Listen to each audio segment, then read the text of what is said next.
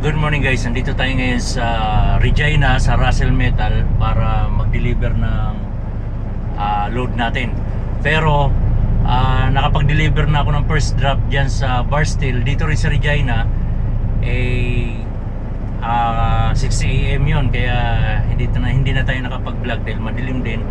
At bawal yung cellphone or camera sa loob nila. So nandito tayo sa ngayon, second drop natin sa Russell Metal. So kailangan complete PPE at goggles. So yung load natin guys ay nakarap yan ng tarp pati poly. Yung poly plastic yun. So gusto nung i-untarp. Sabi ko sir, nakarap yung bakal natin, yung load nyo naka-wrap ng tarp. So pag tinanggal ko yung tarp, masasagasaan lang, tapos mahirap na iangat kasi nga malaki yung tarp. So yun, papakita ko sa inyo kung bakit hindi ko pwede tanggalin lahat yung tarp dahil masasagasaan lang ng gulong kung abanti tayo doon sa loob ng shed. Kasi baka dito tayo sa loob ng shed mag-unload, so masasagasaan lang yung tarp natin. Ito yung compound nila.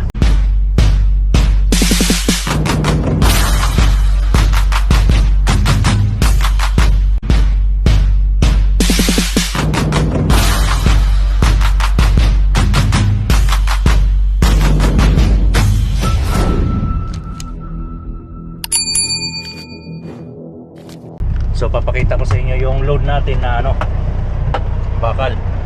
So dito guys, kailangan naka complete PPE, naka helmet at naka safety glass. So dito yung first drop natin, yung nasa ibabaw na pitong bundle na bakal ay na-deliver na natin sa Barstow. So ganun pa rin yung securement ko, strap sa ibabaw. Tapos itong strap naka belly wrap, ganon. Kasi yan, yung load natin ay basaan ng langis yan, kaya madulas. So ito yung load natin, tinanggalan ko na siya ng strap, nagiwan lang ako ng isa. So ito, tiningnan niya, sabi ko nakarap yan sa ilalim, hindi yan matatanggal yung tarp. Kaya sabi niya, ganon. Alam mo ba dito na itong kumpanya namin ibawal umakyat sa ibabaw ng trailer? Sabi ko, yes sir, bali hihilain ko na lang siya sa gilid, side by side, kasi bawal nga tumungtong dito. Itong Russell Metal guys, bawal tayo tumungtong sa ibabaw ng trailer or magligpit. Kaya yan ang problema mamaya pag empty na, hindi ko alam kung paano yan ililigpit. So siguro makikiusap na lang ako ulit na pumasok dito para dito ako mag fold ng tarp sa labas, or pupunta ako ng truck stop. Yun lang, paano ko naman siya. Ang mangyari niyan, isasampa ko, tapos i-strapan ko yung yung tarp natin na hindi pa nakatiklop. Ito ang pinakamahirap na part dito sa Russell Metal dahil bawal umakyat, bawal sa loob ng shed nila hindi tayo makapag-fold kasi puro bakal. Diyan sa loob, puro bakal yung gilid. Kaya hihilain na lang natin to mamaya, pati ito na nandito tayo sa baba ng trailer. Mahirap pero wala tayong magagawa, policy nila yan, rules. So sundin natin. So wait lang daw tayo dito para mag-unload. Tatawagin tayo. May doon bakalan yan bakalan.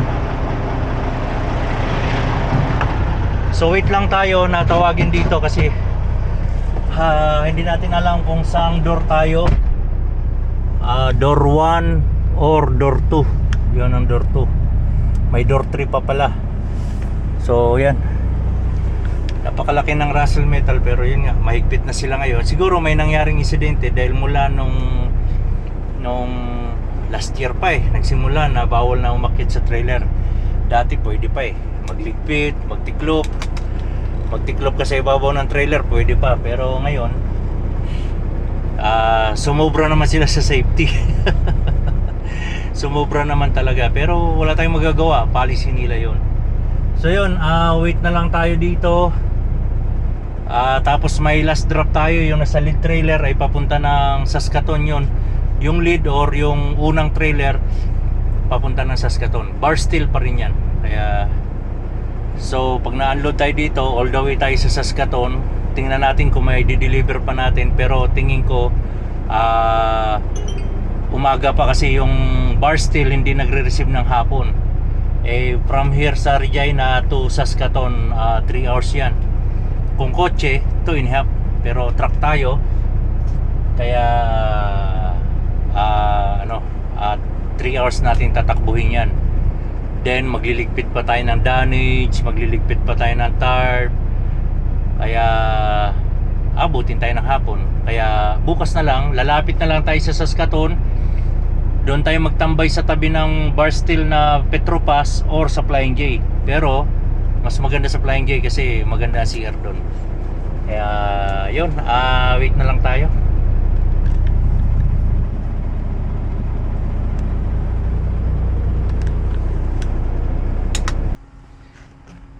So ito yung load natin guys. Ayan o, sobrang malangis din, binudburan pa ng langis ito. Kaya naka-plastic na, naka-tarp pa. Yan yung masela na load na kailangan sobra tayo sa securement dahil madulas yan. Marami ng insidente na tumakbo yan. Yan. So yan, hindi tayo umakyat, pati sila nahirapan dahil hindi rin sila pwede umakyat dyan sa ibabaw ng trailer. Kaya dukot-dukot lang din ang gagawin nila dyan. Kung aakyat sila, lagyan nila ng bakod dyan. Ayan. So yan ang advantage naman dito, nasa loob tayo ng shed, hindi tayo ma-frozen sa labas. Kung sa labas tayo, frozen tayo sa lamig.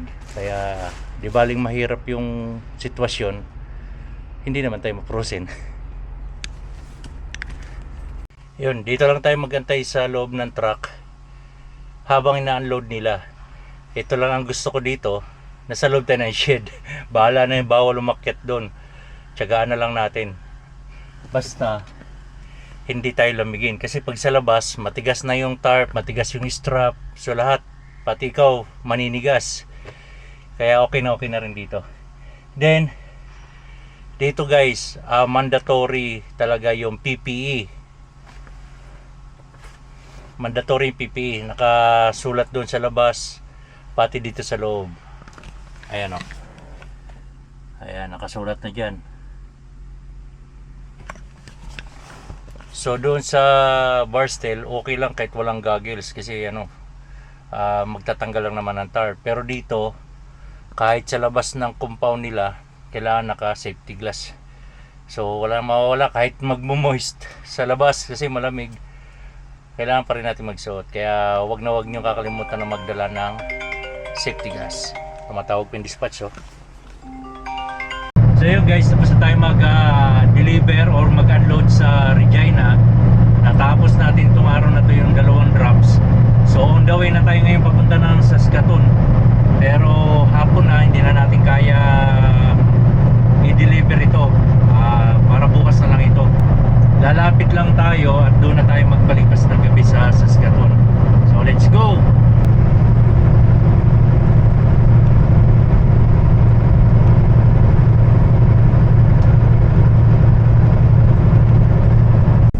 So guys, nandito na tayo sa Saskatoon, Flying J. Dito tayo magpapalipas ng gabi. Pero bago tayo pumarada, magkarga muna tayo ng diesel.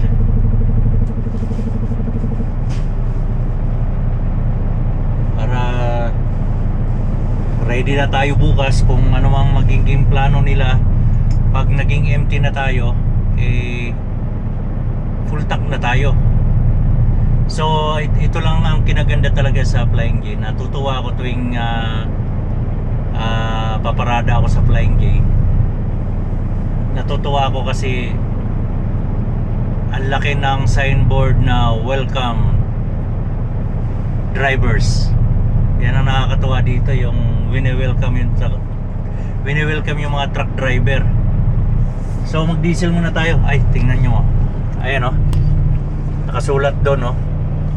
Welcome drivers. Diba? Nakakatuwa eh. So ayan, ito yung Flying J. Magdi-diesel tayo.